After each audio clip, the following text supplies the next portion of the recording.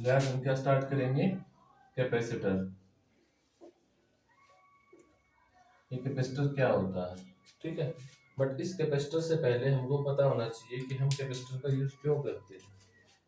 Capacitor क्या है? Capacitor is a device which is used to store electrical energy. क्या होता है?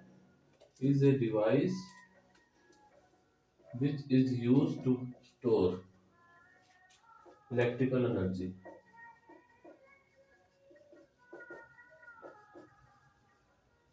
ठीक है भाई, अब पहला क्वेश्चन ये आता है कि हमको एनर्जी को स्टोर करने की जरूरत ही क्यों पड़ती है। बताओ क्या रीजन है, एनर्जी को स्टोर करने की जरूरत क्यों पड़ती है? ताकि बाद में उसका यूज करें। राइट, हमें लाइट चाहिए, ठीक है, इलेक्ट्रिकल एनर्जी चाहिए। मान लिया इलेक्ट्रिसिटी प्रोड्यूस होती है सुबह, बट हमको रात को चाहिए ताकि हम लाइट को ऑन कर सके। अब प्रोडक्शन तो हो रहा है सुबह, रिक्वायरमेंट कब है? बाद में। इसीलिए हम स्टोर कर सकते हैं ताकि जब हमारी रिक्वायरमेंट हो हम उस टाइम पे हमारे स्टोरेज में से इसको निकाल सके। अब दूसरा क्वेश्चन ये आता है कि हम एनर्जी को स्टोर कहाँ करते हैं। तो हमारे पास दो चीजें हैं, एक क्या है कंडक्टर और दूसरा क्या है इंसुलेटर। तो हम देख, इलेक्ट्रिकल एनर्जी बेसिकली हम किसको स्टोर करते हैं, एनर्जी में हम चार्ज को स्टोर करते हैं। तो चार्ज को हम कंडक्टर पे स्टोर कर सकते हैं या इंसुलेटर पे? कंडक्टर पे। अब कंडक्टर क्या होता है, मान लिया एक मेटल रोड है, मेटल शीट है, कोई भी है, मतलब मेटल का होता है। अब हमने क्या किया, इसके एक्सेप्शन भी होते हैं, जैसे ग्रेफाइट नॉन मेटल है फिर भी हम वो क्या है कंडक्टर है। अच्छा, बेसिकली हम क्या लेते हैं, एक रोड लेते हैं। कौन सी रोड? मेटल रोड, ठीक है। इसके ऊपर चार्ज डालते हैं, वो चार्ज इसकी सरफेस के ऊपर ऐसे स्टोर होता रहता है। अब रोड है तो इसका कुछ ना कुछ सरफेस एरिया होगा, मतलब इसका एक सरफेस होगा। अब सरफेस के लिए हमने किया था कि सरफेस इस टाइप का होता है। अब इस टाइप के सरफेस से अगर इसके ऊपर चार्ज है तो ये क्या करेगा, इलेक्ट्रिक फील्ड बनाएगा। तो इसके लिए हमने इलेक्ट्रिक फील्ड फाइंड आउट किया था यहाँ पे, यानी पॉइंट पी, जो कहाँ पे है, इसके एक्सिस पे। यहाँ पे भी एक पॉइंट है पी। अब यहाँ पे अगर हमें इलेक्ट्रिक फील्ड फाइंड आउट करना है तो हम कैसे निकालेंगे, बाय यूजिंग गोस लॉ। हाँ, गोस लॉ अप्लाई करके हम यहाँ पे इलेक्ट्रिक फील्ड फाइंड आउट कर सकते हैं, ठीक है। गोस लॉ के अंदर हम क्या करते हैं, चार स्टेप यूज करके हम किसी भी सरफेस के लिए, किसी भी टाइप की सरफेस के लिए इलेक्ट्रिक फील्ड फाइंड आउट कर सकते हैं। पहला स्टेप क्या था, कंसीडर गॉसियन सरफेस।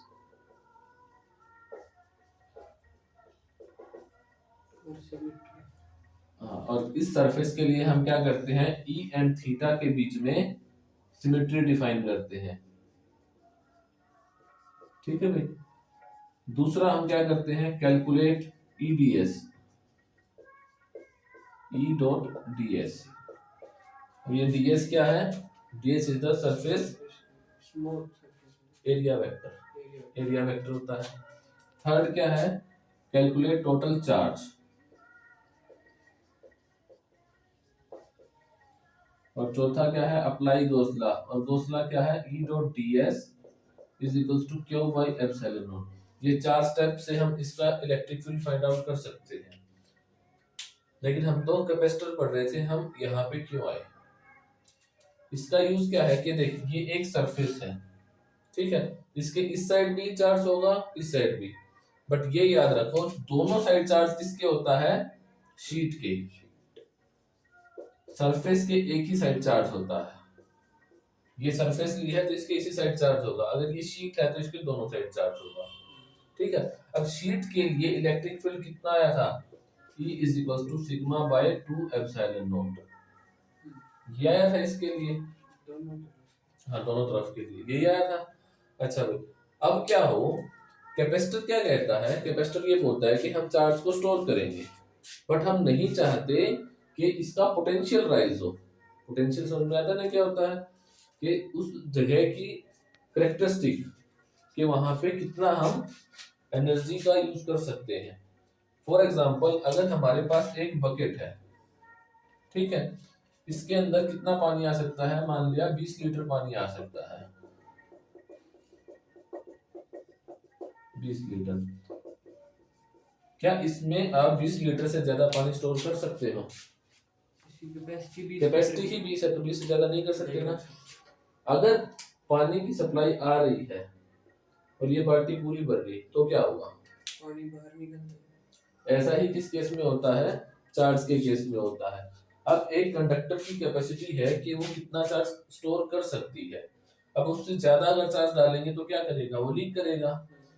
लेकिन अगर हम इस कंडक्टर के पास एक और शीट लेके आए, चाहे ये न्यूट्रल हो चाहे ये नेगेटिव हो, बस कंडक्टिंग होना चाहिए। हाँ, तो ये क्या करेगा? ये नेगेटिव कैसा पोटेंशियल बनाएगा? नेगेटिव पोटेंशियल बनाएगा। और ये पॉजिटिव है तो ये पॉजिटिव पोटेंशियल बनाएगा। अब पोटेंशियल कैसी क्वांटिटी है? स्केलर क्वांटिटी है, तो दोनों को ऐड करेंगे। मान लिया इसका पोटेंशियल 100 है, इसका पोटेंशियल -30 है, तो दोनों को ऐड करेंगे तो 70 वोल्ट आ गया। हम चार्ज कहाँ तक स्टोर कर सकते हैं? जैसे ये 20 लीटर से ज्यादा नहीं कर सकते, ऐसे ही इसमें 100 वोल्ट से ज्यादा चार्ज को स्टोर नहीं कर सकते। अगर वोल्टेज 100 से ज्यादा होगा तो चार्ज लीक आउट करेगा। तो हम क्या करते हैं, हम एक नेगेटिव प्लेट या फिर एक न्यूट्रल प्लेट को इसके पास लेके आते हैं। तो ये नेगेटिव, ये न्यूट्रल प्लेट क्या करती है? एक नेगेटिव पोटेंशियल अप्लाई करती है, जिसकी वजह से इसका पोटेंशियल 100 से कम हो गया। अब पहले इसमें जितना चार्ज हम स्टोर कर सकते थे, जब ये 70 रह गया तो हम चार्ज को और स्टोर कर सकते हैं। हम पोटेंशियल का डिफरेंस, पोटेंशियल का रोल कैसे आता है इसके अंदर? तो जैसे जैसे हम चार्ज डालते हैं, देखो V is equal to 1/4πε0 Q/R। Charge बढ़ेगा तो पोटेंशियल बढ़ेगा, पोटेंशियल बढ़ेगा तो चार्ज बढ़ेगा। Q is directly proportional to V। जैसे जैसे हम पोटेंशियल बढ़ाएंगे चार्ज बढ़ता जाएगा। इस प्रोपोर्शनैलिटी के साइन को हटाते हैं तो एक कांस्टेंट का यूज होगा, दैट इज C। और इस C को एक नाम दिया गया है कैपेसिटेंस। ठीक है भाई।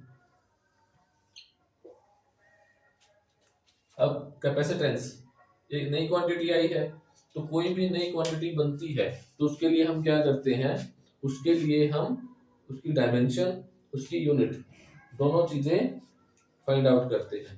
तो पहले इसकी यूनिट और डायमेंशन फाइंड आउट करो कि क्या होती है। Q is equal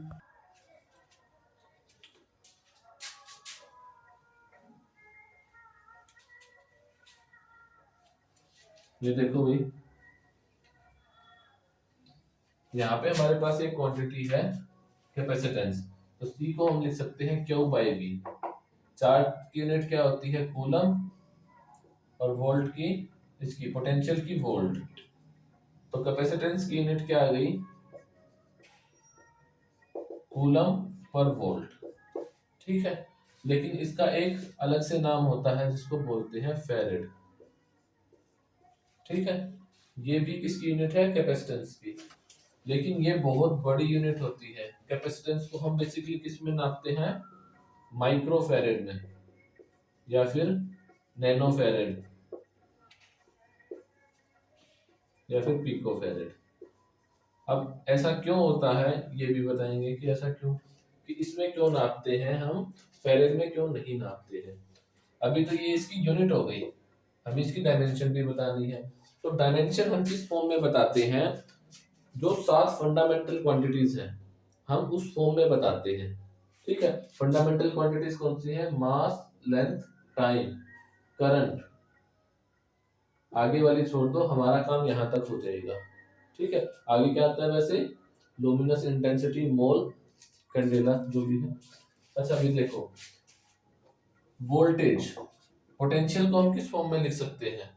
work done per unit charge, यही इसका फॉर्मूला होता है। तो वर्क की यूनिट क्या होती है? Force into displacement. Formula, work का फॉर्मूला फोर्स इनटू डिस्प्लेसमेंट, और चार्ज का A इंटू टी। क्योंकि करंट क्या होता है? चार्ज पर यूनिट टाइम, तो क्यों किसके बराबर आ गया? I into T. और I की यूनिट क्या होती है? एम्पियर। बेसिक क्वांटिटी क्या है? एम्पियर है, ना कि चार्ज। ठीक है, फोर्स को किस में लिख सकते हैं हम? फोर्स की टर्म हम याद करते हैं कि इसका बेसिक फॉर्मूला होता है mLt-2। डिस्टेंस क्या होता है? L, A as it is और T। ठीक है, अब यहां से देखो ये T की पावर 1 है, ऊपर जाके क्या हो जाएगी? -1। तो V is equals to m1L 1 and 1 2 T-3 और A-1।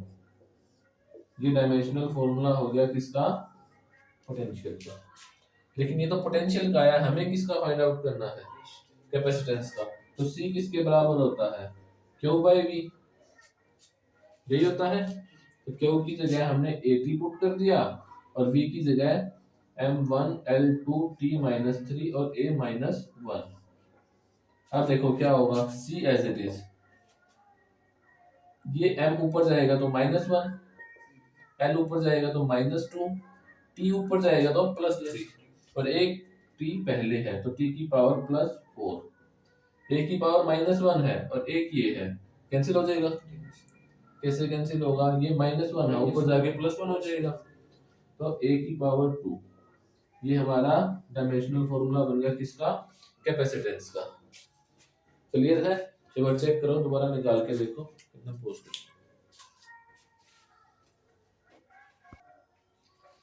ये देखो भाई, ये आ गई हमारी कैपेसिटेंस की डायमेंशनल फॉर्मूला। अब यहाँ पे हमने पोटेंशियल का फॉर्मूला निकाला है इस फॉर्मूले से। हम पोटेंशियल का डायमेंशनल फॉर्मूला इस फॉर्मूले से भी निकाल सकते हैं, बट गलती कहाँ होगी? देखो, अगर हम इसका पोटेंशियल का फॉर्मूला यहाँ से निकालते हैं तो हम इस चीज को इग्नोर करके क्या देखते हैं? Q/R। Q की यूनिट कितनी होती है? AT और R की L। तो यहाँ से पोटेंशियल की यूनिट आ गई AT-L-1। बट ये गलत है। गलत क्यों है? क्योंकि इस फॉर्मूले में ये एप्सिलॉन नॉट भी है और ये भी एक क्वांटिटी है जिसके पास डायमेंशंस होती है। अब इसकी डायमेंशंस क्या होती हैं वो हम कैसे फाइंड आउट कर सकते हैं? देखो, F is equals to 1/4 pi epsilon naught Q1 Q2/R²। यहाँ से E नॉट को ऊपर ले जाओ तो एप्सिलॉन नॉट ऊपर 1/F नीचे Q²/R²। 4 pi is a dimensionless quantity. अब यहाँ से देखो एप्सिलॉन नॉट की वैल्यू क्या आ जाएगी?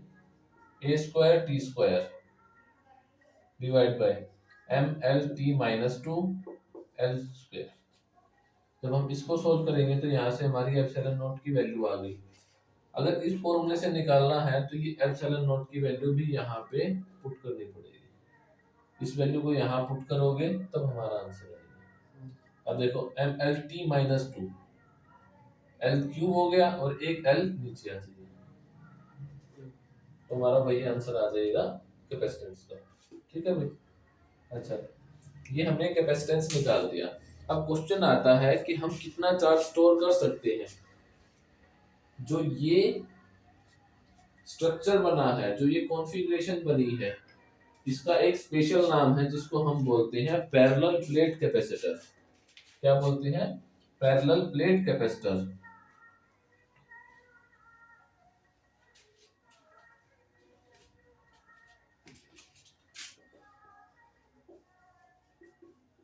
और ये कैपेसिटर कितने टाइप का हो सकता है?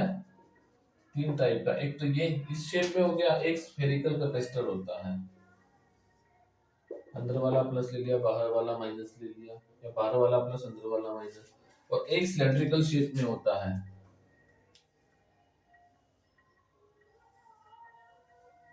ठीक है भाई, इसके अंदर एक छोटा सिलेंडर और डाल दिया हमने।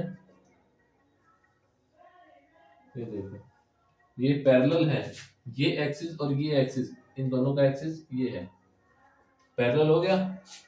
तो ये सिलेंड्रिकल पैरेलल कैपेसिटर, ये सिंपल पैरेलल प्लेट और ये स्फेरिकल कैपेसिटर। अब अगर हम बोले कि हमारे पास क्या है? अर्थ है। अर्थ के ऊपर हम कितना चार्ज स्टोर कर सकते हैं? अर्थ का कैपेसिटेंस कितना होगा? Capacitance of earth. तो वो कैसे निकाल सकते हैं हम? कैपेसिटेंस ऑफ अर्थ, देखो, अगर हमारे पास एक स्फेरिकल कैपेसिटर है, उसके लिए हमारे पास फॉर्मूला क्या बनेगा? Q is equal to CV।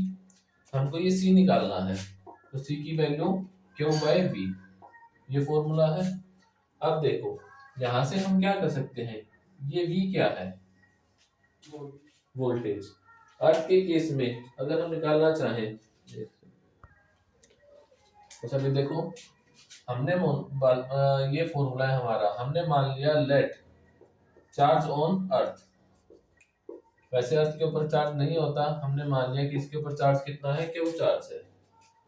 Potential का फॉर्मूला क्या होता है, पोटेंशियल का फॉर्मूला होता है 1/4πε0 Q/r। अब ये r क्या है, this will be the radius of earth.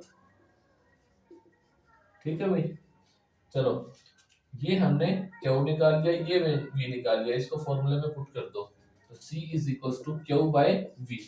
ठीक है, अब Q कितना एज इट इज, V की वैल्यू ये पुट कर दो, 1/4πε0 Q/r। इस Q से ये Q कैंसिल, और ये देखो डिवाइड के डिवाइड में है, ये सारी क्वांटिटी ऊपर आ जाएगी। Then C is equal to 4πε0 into r। यहाँ से हमको क्या पता चला कि स्फेरिकल कैपेसिटर के लिए कैपेसिटेंस किस पे डिपेंड करता है, रेडियस के ऊपर। जितनी ज्यादा रेडियस होगी उतना ज्यादा कैपेसिटेंस होगा। ठीक है, अब देखो अर्थ की रेडियस कितनी होती है, 6.4 इंटू 10⁶ मीटर। कितनी होती है, 6400 किलोमीटर। इस किलोमीटर को हमने इसमें कन्वर्ट कर दिया। पहली बात तो अर्थ स्फेरिकल होती ही नहीं, किस शेप में होती है, ओवल शेप में होती है, बट हमने यहाँ पे एक वर्ड लिखा है लेट। तो हमने पहले तो ये माना है कि अर्थ कैसी है, स्फेरिकल है, और उसकी रेडियस कितनी है, इतनी है। अब इस रेडियस को यहाँ पे पुट कर दो इस फॉर्मूले में। देखो जब हम ये फॉर्मूला करते हैं F is equal to K Q1 Q2/r², तो इस K की वैल्यू क्या होती है, K की वैल्यू 1/4πε0, और ये कितना होता है, 9 इंटू 10⁹ ये होता है। तो जब हम यहाँ पे 4πε0 करेंगे तो वैल्यू इतनी ही आएगी, या इसको ऐसा लिखेंगे, ये या ये, हाँ कोई ना बता बता। क्या बताना, K का फॉर्मूला ये है, ठीक है, इस 1/4πε0 की वैल्यू ये है, लेकिन हमारे पास C का फॉर्मूला ये है, जिसमें C इज इक्वल टू 4πε0 है। अगर हम 4πε0 की वैल्यू लिखना चाहें तो ये लिखेंगे, या 1/9 इंटू 10⁹ लिखेंगे, ये वाली लिखेंगे ना। अच्छा भाई, C is equal to 1/9 into 10⁹, अच्छा, इंटू R की वैल्यू तो ये आ गई 6.4 इंटू 10⁶। अब देखो 10 की पावर 6, 10 की पावर 9, तो कितना बच गया, 10 की पावर 3 बच गया, और ये पूरा कैंसिल। तो हमारे पास C कितना आ गया, 6.49 इंटू 10⁻3। तो ये 10 की पावर 3 ऊपर जाएगा तो माइनस का हो जाएगा, तो हमने इसको यहाँ पे 10⁻³ लिख दिया। अब क्या बचा, इसको सोल्व करना है।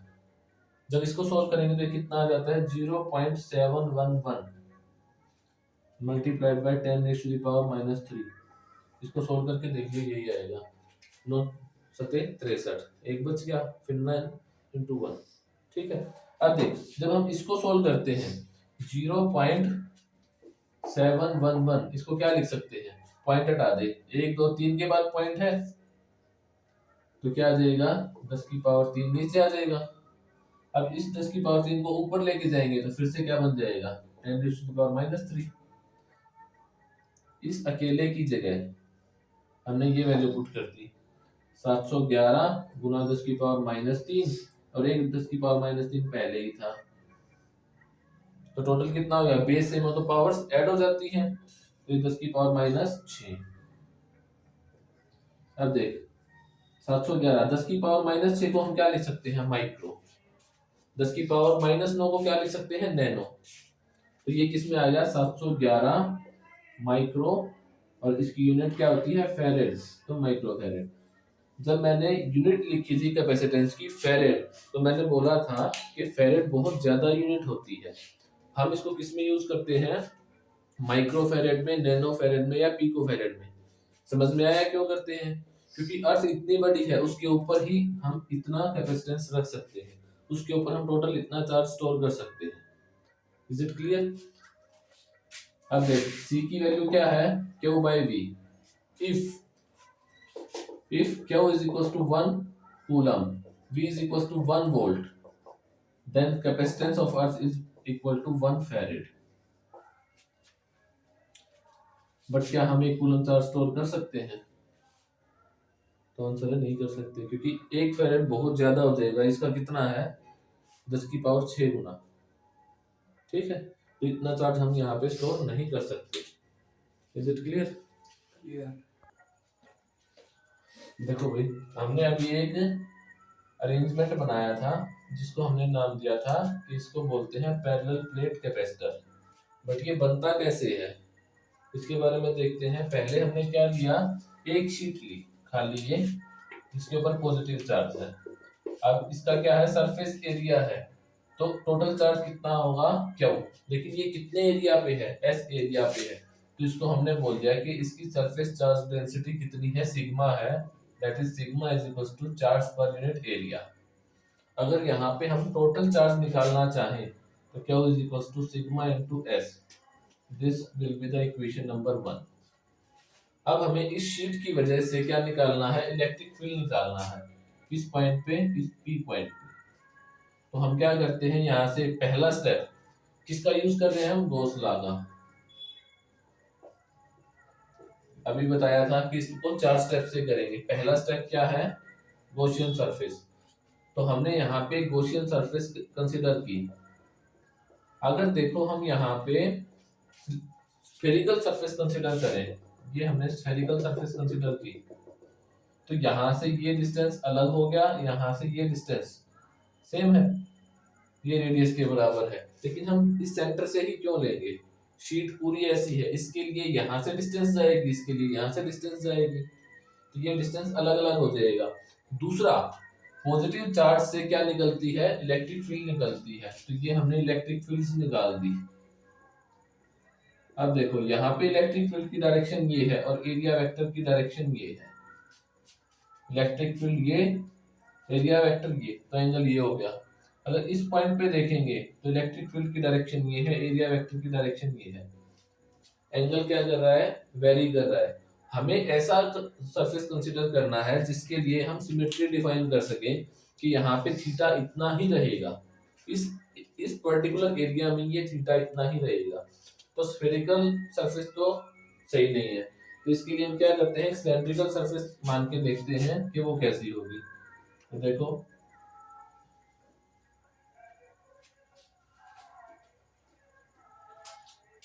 यहां से हमने इस पॉइंट पे एक एक सिलेंड्रिकल सरफेस कंसीडर की।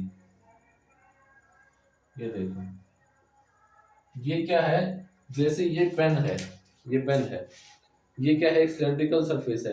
इसका जो ये वाला हिस्सा है ये कैसा है, फ्लैट।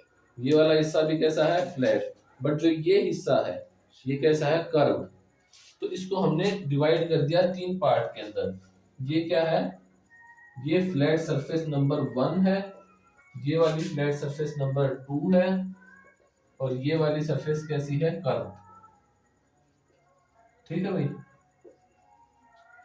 अच्छा, दूसरा स्टेप हम क्या करते हैं, दूसरा स्टेप हम करते हैं कैलकुलेट ईडीएस।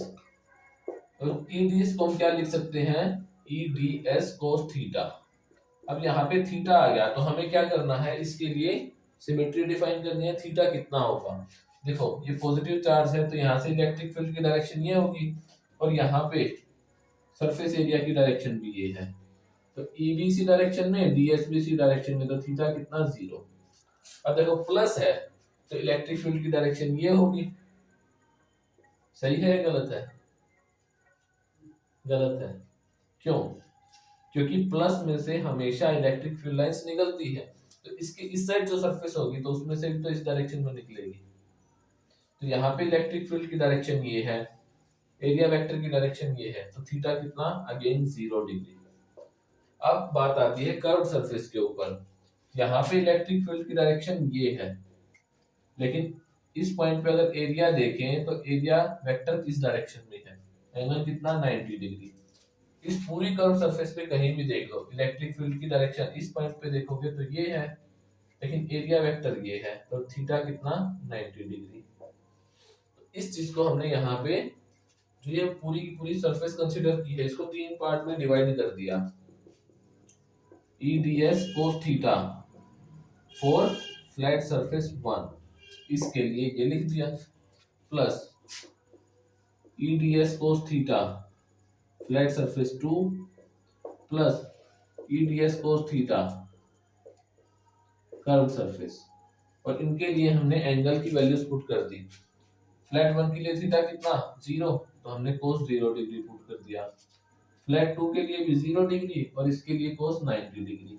अब कोस 90 की वैल्यू क्या होती है 0, तो कर्व सरफेस का इफेक्ट कितना हो गया 0। नेट इफेक्ट किस वजह से बन रहा है, इसकी वजह से, फ्लैट 1 एंड फ्लैट 2 की वजह से।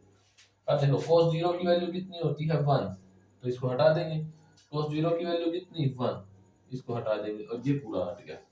तो नेट जो इलेक्ट्रिक फील्ड है ईडीएस, इलेक्ट्रिक फ्लक्स, वो किस वजह से बन रहा है, इसकी वजह से बन रहा है। इन दोनों को जोड़ दो। अच्छा अभी देखो इलेक्ट्रिक फील्ड तो कांस्टेंट है, तो ई को हमने बाहर निकाल दिया। ये छोटा सा सरफेस एरिया है, पूरा लेंगे तो ये एस बन जाएगा। अगेन इसके लिए भी ये ई इंटू एस बन जाएगा। अब इन दोनों को जोड़ दोगे तो ये 2ES बन जाएगा, और ये किसके बराबर है, EDS के बराबर। तो हमारा सेकंड स्टेप भी कंप्लीट हो गया। थर्ड स्टेप हम क्या करते हैं, calculate total charge. Calculate total charge, और टोटल चार्ज तो हमने पहले ही मान लिया कितना है, sigma into S. Fourth step कितना है, अप्लाई गॉस लॉ।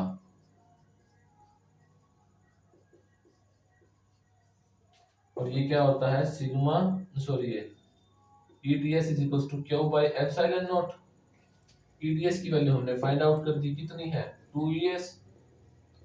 क्यू की वैल्यू हमने ये लिख रखी है sigma into S divide by epsilon not. इस एस से ये एस कैंसिल, इस ई को यहीं पे रखो, इस 2 को नीचे ले जाओ, सिग्मा बाय 2 एप्सिलॉन नॉट। ये इलेक्ट्रिक फील्ड की वैल्यू आ गई।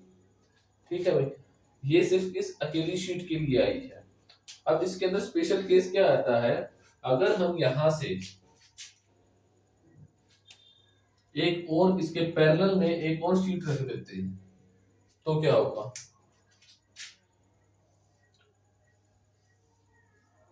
इन दोनों के बीच का गैप कितना है d, और इनके बीच में क्या है एयर है। ठीक है, इसके ऊपर हमने क्या रखा, पहले तो हम मान के चलते हैं कि पॉजिटिव चार्ज ही है। अगेन अगर चारों स्टेप करेंगे तो सेम आएगा क्योंकि सरफेस सेम है। हमने एक पॉइंट लिया, ये पॉइंट P, और ये कहां पे है, आउटसाइड राइट, राइट साइड में है। देख इसके भी राइट में है और इसके भी राइट में है। अब इसके इस साइड देखेंगे तो इलेक्ट्रिक फील्ड कितना बनेगा, इतना सिग्मा बाय 2 एप्सिलॉन नॉट। और इसकी वजह से भी कितना बनेगा, देख अकेले की वजह से कितना बन रहा था, सिग्मा बाय 2 एप्सिलॉन नॉट। अब दो है तो 2 टाइम्स हो जाएगा, 2 सिग्मा बाय 2 एप्सिलॉन नॉट, ये कैंसिल। तो ई आउटसाइड कितना आ गया, इतना। सिमिलरली अगर इस साइड देखेंगे तो ये इस साइड बना रहा है सिग्मा बाय 2 एप्सिलॉन नॉट, ये भी साइड इतना ही बनाएगा सिग्मा बाय 2 एप्सिलॉन नॉट। तो दोनों को जोड़ देंगे तो सिग्मा बाय एप्सिलॉन नॉट, इस साइड भी इतना बन गया। बट अगर हम कोई पॉइंट बीच में ले लें, ये प्लस कहां बना रहा है, इस डायरेक्शन में, सिग्मा बाय 2 एप्सिलॉन नॉट, और ये प्लस कहां बना रहा है, इस डायरेक्शन में, सिग्मा बाय 2 एप्सिलॉन नॉट। अब देख अगर इस डायरेक्शन को अगर हम पॉजिटिव लेते हैं तो ये पॉजिटिव आ गया, तो इस वाली डायरेक्शन क्या नेगेटिव, और नेट निकालेंगे तो sigma by 2 epsilon not minus sigma by 2 epsilon not 0। इसका मतलब अगर हम दो पैरेलल प्लेट लेते हैं और दोनों पे सेम चार्ज होगा तो इलेक्ट्रिक फील्ड कहाँ होगा, बाहर बाहर, अंदर कितना हो जाएगा 0। कई बार समझ में आई। अच्छा भाई, अब इसी चीज को हम अपोजिट कर देते हैं। एक प्लेट को हमने क्या लिया, नेगेटिव ले लिया, ये सारा रब कर दिया। देखो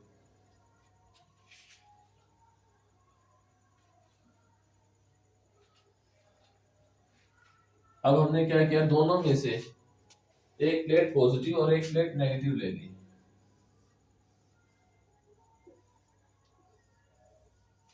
ये पॉजिटिव और ये नेगेटिव।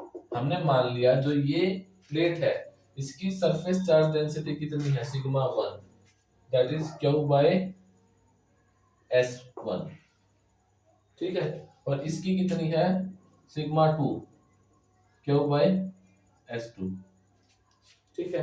अब देख अकेली शीट कितना बनाती है, एक पॉइंट हम यहां पे लेंगे।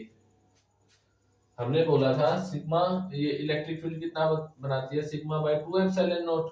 तो ये प्लस वाली यहाँ पे कितना बनाएगी, E due two plus Q, sigma by 2 epsilon not. अब इसके लिए सिग्मा कितना है, सिग्मा 1, तो सिग्मा 1 बाय 2 एप्सिलॉन नॉट। तो ये चीज समझ में आई है।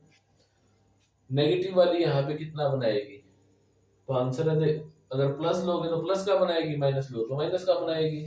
तो E due to minus Q कितना आ गया, सिग्मा 2 बाय 2 एप्सिलॉन नॉट। लेकिन फर्क क्या है, ये सिग्मा प्लस का है, ये माइनस का है, तो ये क्या देगा, माइनस का। या फिर इस तरह से देख सकते हो, ये प्लस है, अगर यहाँ पे प्लस चार्ज रखेंगे तो ये पुश करेगा तो प्लस, अब ये माइनस इसको पुल करेगा, दोनों की डायरेक्शन अपोजिट होगी। एक को पॉजिटिव मानोगे तो दूसरा क्या होना चाहिए, नेगेटिव होना चाहिए। Is it clear. तो यहाँ पे नेट ई कितना आ गया, 1 बाय 2 एप्सिलॉन नॉट कॉमन आ गया, सिग्मा 1 माइनस सिग्मा 2, ठीक है भाई। इसी तरह से इस साइड देखेंगे तो ये प्लस वाला कितना बना रहा है, सिग्मा बाय 2 एप्सिलॉन नॉट, और माइनस वाला सिग्मा 2 बाय 2 एप्सिलॉन नॉट। अब देख अगर प्लस वाले को पॉजिटिव मानेंगे तो माइनस वाला नेगेटिव, क्यों, अगर यहाँ पे प्लस चार्ज रखते हैं तो ये प्लस इसको यहाँ पे पुश करेगा और ये माइनस इस प्लस को यहाँ पे पुल करेगा, दोनों की डायरेक्शन अपोजिट। तो जिसको पॉजिटिव मानना दूसरे वाले को नेगेटिव मानना पड़ेगा। अब इन दोनों को जोड़ देंगे तो sigma 1 by 2 epsilon not minus sigma 2 by 2 epsilon not common आ जाएगा, सिग्मा 2 एप्सिलॉन नॉट नीचे कॉमन आ जाएगा, ये नेट ई बन गया।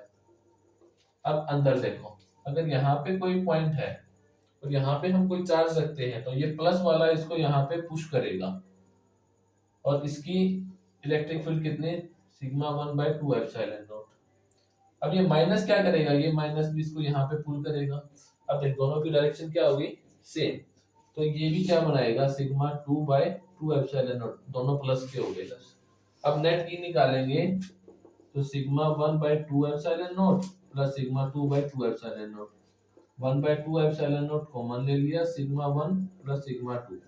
अब स्पेशल केस क्या लेते हैं हम, जब हम पैरेलल प्लेट बना रहे हैं तो sigma 1 is equal to sigma 2 is equal to sigma, put करते जाओ। इसमें सिग्मा 1 की जगह पे सिग्मा, सिग्मा 2 की जगह पे सिग्मा, सेम हो गए, तो ई कितना, 0।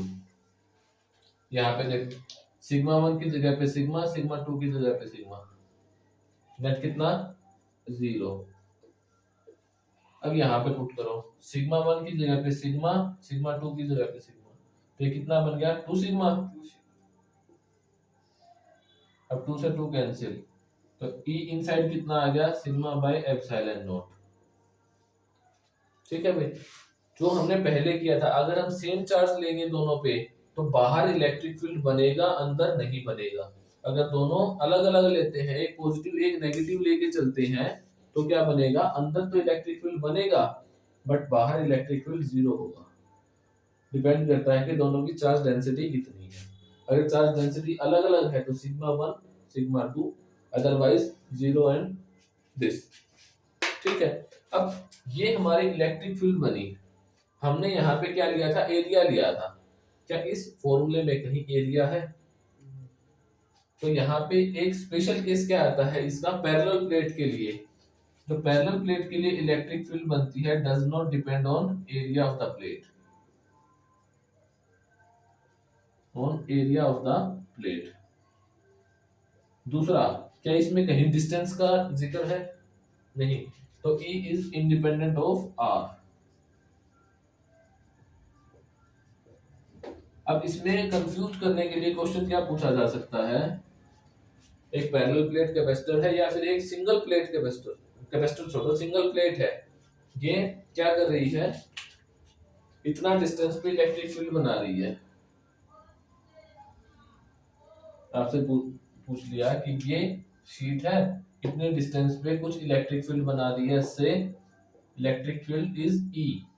ठीक है, अब अगर इसकी बजाय यहाँ पे देखना चाहें तो इलेक्ट्रिक फील्ड कितना होगा, ई डैश। क्या ये ई से ज्यादा होगा, ई के बराबर होगा, या ई डैश ई से कम होगा? बताओ। तीन ऑप्शन दे दिए, चौथा ऑप्शन मान लो E is equal to E dash equal to 0 होगा। चार ऑप्शन दे दिए कंफ्यूज करने के लिए, बताओ तो क्या आंसर आएगा? ई डैश, अगर क्या क्वेश्चन है? क्वेश्चन ये है, ये एक प्लेट है, ये इलेक्ट्रिक फील्ड बना रही है यहाँ पे, ठीक है, मान लिया इसने ई इलेक्ट्रिक फील्ड बनाया। अब आपसे पूछा गया कि अगर इस पॉइंट की बजाय पॉइंट थोड़ा दूर कर दिया हमने यहाँ पे, तो इलेक्ट्रिक फील्ड उतना ही रहेगा, कम हो जाएगा, ज्यादा हो जाएगा, या 0 हो जाएगा? क्यों उतना ही क्यों रहेगा? डिस्टेंस पे depend. Yes, electric field for a parallel या फिर sheet does not depend on distance. और ऐसा क्यों होता है? ऐसा इसलिए होता है, देखो ये एक शीट है, पॉजिटिव शीट है, तो इसमें से क्या निकलेगी, इलेक्ट्रिक फील्ड लाइंस निकलेगी। तो ये इलेक्ट्रिक फील्ड लाइंस निकाल दी हमने। अब देख, ये इलेक्ट्रिक फील्ड लाइन निकली और ये निकली, ये प्लस ये भी प्लस, इसको भूल जाओ एक बार। तो ये प्लस इस प्लस को रिपेल करेगी, तो ये ऊपर की तरफ बेंड होने की कोशिश करेगी, बट ऊपर से भी एक इलेक्ट्रिक फील्ड लाइन निकल रही है प्लस, तो ये प्लस इस प्लस को क्या करेगी, रिपेल करेगी। कहाँ, नीचे की तरफ। तो ये कैसी बन जाएगी, स्ट्रेट लाइन बन जाएगी। ठीक है, इस तरह से बनती जाएगी। बट जब ये कॉर्नर आ जाएगा ना, तो जो यहाँ से इलेक्ट्रिक फील्ड लाइन निकली, ये प्लस वाली इस प्लस को रिपेल करेगी, कहाँ, नीचे की तरफ। लेकिन अब नीचे कोई इलेक्ट्रिक फील्ड लाइन नहीं है जो इसको रिपेल करके सीधी कर सके, तो जो कॉर्नर्स हैं वहां पे क्या बन जाएगी, बेंडिंग हो जाएगी इस तरह से। तो जो हम हमारी डेरिवेशन करते हैं, उस डेरिवेशन में हम क्या मानते हैं, ई कांस्टेंट मान के चलते हैं। और वो कांस्टेंट कहाँ होता है, सिर्फ बीच के एरिया में। अगर कॉर्नर पे देखते हैं तो कॉर्नर पे इलेक्ट्रिक फील्ड की वैल्यू चेंज हो रही है, तो यहाँ पे हम गॉस लॉ अप्लाई नहीं कर पाएंगे। क्या बात समझ में आ रही है? ठीक है भाई, ये आपका आ गया पैरेलल प्लेट कैपेसिटर। अब इसके साथ क्या आता है, हमने दो शीट ली थी, इनके बीच में क्या था, एयर था। अब क्वेश्चन ये आता है, अगर इन दोनों के बीच में एयर ना हो के हमने कुछ मटेरियल भर दिया, कैसा मटेरियल, डाई इलेक्ट्रिक मटेरियल भर दिया पूरा का पूरा, तो इलेक्ट्रिक फील्ड कम होगा या ज्यादा होगा? देखो, जैसे ये शीट बना दी, पैरेलल प्लेट कैपेसिटर बन गया, इन दोनों के बीच का डिस्टेंस था डी। अगर इसके बीच में एयर है तो इलेक्ट्रिक फील्ड की वैल्यू कितनी थी, सिग्मा बाय एप्सिलॉन नॉट। ठीक है, अब क्या होगा, अगर इसके बीच में हम यहां से लेके यहां तक, मतलब यहां से लेके यहां तक क्या भर दें, एक डाई इलेक्ट्रिक मीडियम भर दें, इलेक्ट्रिक फील्ड की वैल्यू कम होगी, ज्यादा होगी, या सेम रहेगी? बताओ। Dielectric medium. हाँ, डाइलेक्ट्रिक मीडियम भर दें, इंसुलेटर भर दें, तो इलेक्ट्रिक फील्ड की वैल्यू कम होगी या ज्यादा होगी? ज्यादा। कितनी ज्यादा होगी? वो मटेरियल, जो इस मटेरियल का डाइलेक्ट्रिक कांस्टेंट होगा ना, तो डाइलेक्ट्रिक कांस्टेंट को हम क्या लिखते हैं, के, कैपिटल के से डिनोट करते हैं। इतने टाइम बढ़ जाएगा। कैसे? फोर्स क्या होता है, इलेक्ट्रिकल फोर्स। अगर हम डाइलेक्ट्रिक कांस्टेंट के केस में बोले, K is defined as force in air to the force in medium. ठीक है, अब फोर्स क्या होता है एयर के अंदर, हमने बोल दिया Q into E in air, electric field in air divide by Q electric field in medium, इसके से क्यू कैंसिल। अगर हम एक डाइलेक्ट्रिक रखते हैं तो इलेक्ट्रिक फील्ड एयर के अंदर कितनी गुना हो जाती है, के टाइम्स मीडियम से ज्यादा हो जाती है। सिंपल सा है, ईएम करेंगे तो के टाइम्स ज्यादा हो जाएगा। ये तो हमने पूरा भर दिया। अगर हम इसको आधा भर दें, आधे में हवा रहने दें, इतना भर दिया, तब क्या होगा? इलेक्ट्रिक फील्ड ज्यादा होगा, कम होगा, या सेम रहेगा? थोड़ा स्पेस छोड़ दिया। हाँ, थोड़ा स्पेस छोड़ दिया, अब कितना होगा? और एयर पहला क्वेश्चन है कि ज्यादा होगा, सेम रहेगा, या कम हो जाएगा? अगर डाइलेक्ट्रिक कांस्टेंट रख दिया तो ज्यादा तो होगा, बट इतना ज्यादा नहीं होगा, के टाइम्स नहीं होगा। जितने एरिया में हमने डाइलेक्ट्रिक सब्सटेंस भरा है, सिर्फ उतना ही ज्यादा होगा। ये घर से करके आएगा, ठीक है? तब पूछो।